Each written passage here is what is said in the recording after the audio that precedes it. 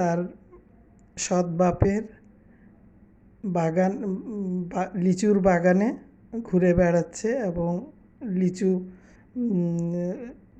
কিনে নেয়ার বা বিজনেস পারপাসে সে লিচু বাগানে একটা ভিজিটে আসছে। তার মানে সে বিজনেস করবে, হয়তো লিচুগুলো হয়তো কিনে নিবে তার বাবার কাছ থেকে বা মার কাছ থেকে, কিনে নিয়ে সে অফলাইনে বিক্রি করবে বা অনলাইনে বিক্রি করবে, ঠিক আছে? তো এর আগে তার বিজনেস কী ছিল? সেটা কাপড়ের বিজনেস তো আছেই। এর আগে তার বিজনেস ছিল হলো এই গুড়ের বিজনেস, কাঁথা সেলাই করে কাঁথা বিক্রির বিজনেস। এটা তার খালা শাশুড়ির মাধ্যমে সেলাই করিয়ে তারপরে সে বিক্রি করছে। তো এখন সে একটা সিদ্ধান্তে আসছে, হয়তো তারা যেহেতু ঢাকায় একটা ফ্ল্যাট কিনছে, এটা তো এনিহাও মানে টাকা তো ইনকাম করতে হবে, তাই না? মানে ইনকামের একটা সোর্স। তো এত কথায় না যাই, আপনারা নিশ্চয়ই বুঝতে পারছেন যে এই বিজনেসটা করবে বলে সে সিদ্ধান্ত নিয়ে আসছে যে তার মানে সৎ দাদি অর্থাৎ দেশি কুত্তার মা যে বেঁচে থাকতে যেই লিচু বাগানগুলোতে লিচু হইতো, যেগুলো উনি মানুষের কাছে বিক্রি করে দিতেন, তো হয়তো এরা সেগুলো কিনেও নিতে পারে বা হয়তো একটা আছে না যে যেমন কি বলে ওটাকে, বংশের যেহেতু মেয়ে সে, তাদের একটা দাবি যে এটা আমাদের মেয়েকে দিতেও পারে। কারণ ডাইনি তিশার সাথে তো বাপ্পি আর দেশি কুত্তা যাই বলেন না কেন, সে তো পারবে না। কারণ সংসার টিকাইতে হইলে তাকে মুখ বুজে সব সহ্য করে নিতে হচ্ছে, উত্তরাধিকারী সূত্রে যাতে সে এই লিচুর বিজনেসের শুরু করতে পারে এবং সে এটার একটা দাবিদার হিসেবে নিজেকে মনে করে আর কি। সে মনে করে, তার মা মনে করে, ডাইনি তিশা মনে করে, কিন্তু বাস্তবতা তো এটা না। আপনারা ভিডিওর প্রথম দিকে দেখেছেন, আজ থেকে 4 বছর আগে তানু মণ্ডল তার দাদি অর্থাৎ নাজমুল বাপ্পি দেশি কুত্তার মায়ের সাথে লিচু বাগানে গিয়েছিল। লিচু বাগানে ওর দাদি সব বাগান ঘুরে ঘুরে দেখছে। আপনারা হয়তো সম্পূর্ণ ভিডিও হয়তো দেখেন নাই, এটা অনেক আগের 4 বছর আগের ভিডিও। আর একটা ব্যাগ নিয়ে পিছে পিছে ঘুরছে আর আস্তে আস্তে লুকায় লুকায় আর কি, মানে একটা দুইটা টেস্ট করে দেখতেছে, দুষ্টামি করছিল এটা সে। যাই হোক, তো ক্ষমতা কি জিনিস বাস্তবতায় প্রমাণ পাওয়া গেল, দেখলাম। আসলে আমরা যে সমাজে যে যুদ্ধ করি, এটা আমার, এটা আমার, ওটা আমার, এই জিনিস আমার, এই সম্পদ আমার, এগুলো তো সম্পূর্ণ দেখা যায় যে মানুষের জীবন যখন শেষ হয়ে যায়, কোত্থেকে যে একজন চলে আসে তার সেই যায় অপূর্ণ মানে শূন্য স্থানটা পূরণ করার জন্য একজন রেডি হয়ে যায়, তাই না? যেমন তার মেয়ে যদি এই জায়গায় হইতো, সেটা কিন্তু একটা দেখতেও ভালো লাগতো আর মানাইতো, তাই না? যে মেয়ে আসছে, ভাই বোন মিলে এই কাজটা গিয়ে করলো। আর ভিডিও যে আজকে যে ভিডিওটা আপলোড করেছে সে, তার আসার স্টাইলে মনে হইল যে সে এই বংশের, হ্যাঁ, এই বংশের একটা মেয়ে এবং বড় মেয়ে, তার অনেক অধিকার, তার দাবি, সে এখানকার একদম মানে সম্পত্তির মালিক, সে এখানকার অংশীদার। তার মানে যে পেটুক বা কুমড়ো পটাশ জামাইটা আছে, নির্লজ্জ বেহায়া বেকার, সে সাথে আসছে এবং এই গাছে হাত দিচ্ছে, সবাই মিলে ওই গাছে হাত দিচ্ছে। কই, যখন নাজমা বেগম বেঁচে ছিলেন এগুলো তো আমরা কাউকে করতে দেখি নাই, তাই না? আপনারা দেখেছেন কি না আমি জানি না, বাট আমি দেখি নাই। আমি অনেক আগে থেকেই তানু মণ্ডলের ভিডিও দেখি। তো এখন বিষয় হলো আজকের যে ভিডিওটা সে করেছে, মানে আমার নিজের কাছে কি পরিমাণ যে লজ্জা লেগেছে আপনারা হয়তো বিশ্বাস করবেন না। এই ইউটিউব জগতের এমন কেউ নাই, দেশের হোক বিদেশের হোক, প্রত্যেকটা মানুষ জানে যে সে নাজমুল বাপ্পীর নিজের মেয়ে না। ঠিক আছে, মানুষ কিন্তু সন্তান পালকও পালে, তাই না?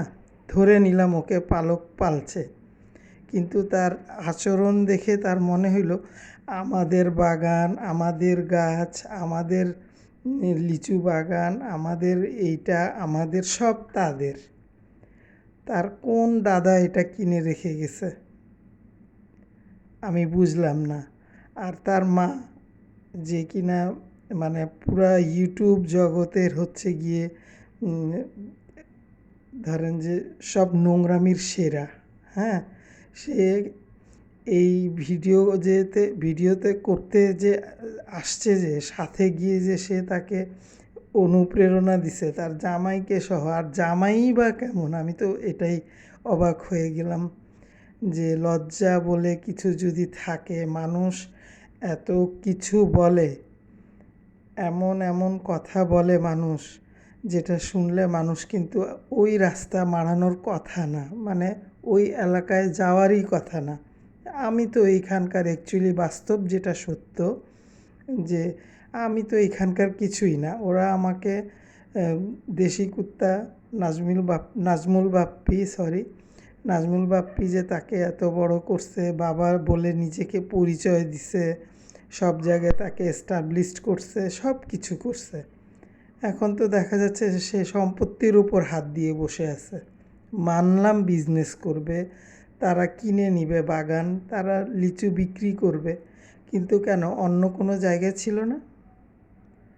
যদি আমি তানু মণ্ডলকে একটা কথাই বলতে চাই, তোমার বিজনেস করার ইচ্ছা, তুমি অন্য জায়গা থেকে নিয়ে বিজনেস করো, সমস্যা কি? যেহেতু তোমাকে নিয়ে এত তোলপাড়, তোমাকে সবাই, মানে তোমার বাবাকে, সৎ বাবাকে, তোমার মাকে, ইভেন তোমাকে, তোমার হাজব্যান্ডকে, প্রত্যেককেই তো মানুষ মানে আজে বাজে কথা বলে। তো এই আজে বাজে কথাগুলোর কি একটুও নাই? মানে একটা লজ্জা বলে তো একটা জিনিস থাকে, তাই না? মানুষ কি এতই লজ্জাহীন হইতে পারে? আমি তো একটু অবাক হইলাম যে আমি নিজের উপরেই ভাবলাম যে আজকে ধরেন আমি মরে গেলাম, তাহলে হয়তো বোধহয় আমার বাসায় এরকম হবে, আমার ফ্যামিলিতে এরকম হবে, আমি না থাকলে হয়তো এটা হবে, মানে একটা নিজেকে কল্পনা করলাম ওই জায়গায় রেখে, যে এটা একটা শিক্ষা, যে জীবিত থাকাকালীন এক দৃশ্য, আর দুনিয়া থেকে চলে যাওয়ার পরে আরেক দৃশ্য। আর এই যে ডাইনি তিশা, সে হচ্ছে গিয়ে মানে কি বলে, মূর্খ, মানে অশিক্ষিত, ব্রেইনলেস, ঠিক আছে? তার মাথায় কিছুই নাই।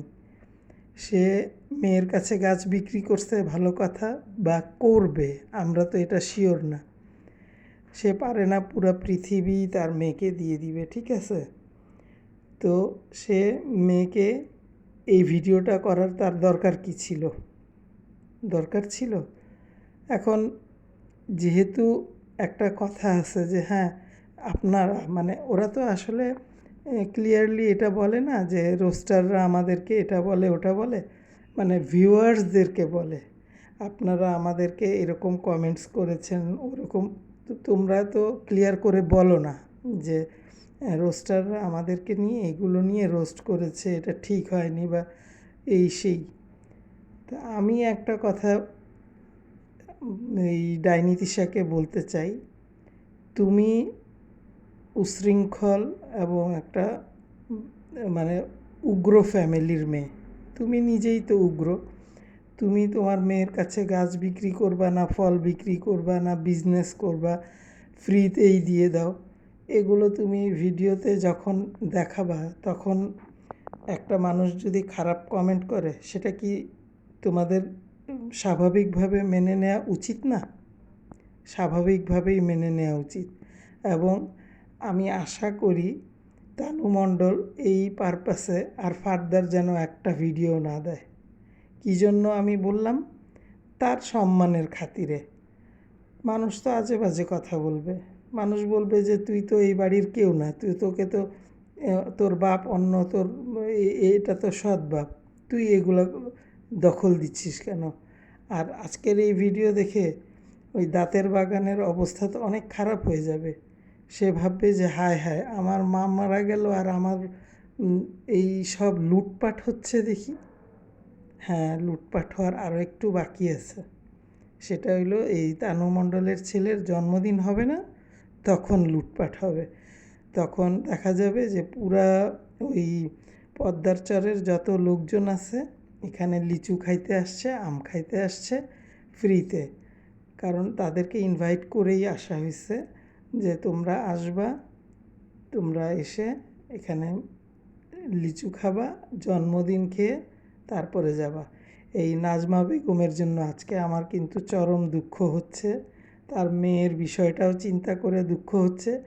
সর্বশেষ দেশি কুত্তার উপরে আমার মানে মনে হচ্ছে যে তার মতো মানুষ কি বলবো, মানে মনে হচ্ছে যে সে একদম মানে কিছুই তার করার ক্ষমতা নাই, একদম সে হচ্ছে গিয়ে ক্ষমতার বাহিরে চলে গেছে।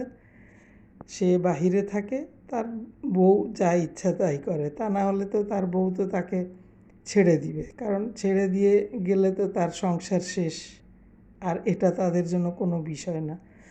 তো তানু মণ্ডল, তুমি সাবধান হয়ে যাও, মানুষকে আর বলার সুযোগ দিও না যে এটা তোমার বাবা না। ঠিক আছে, আল্লাহ হাফেজ।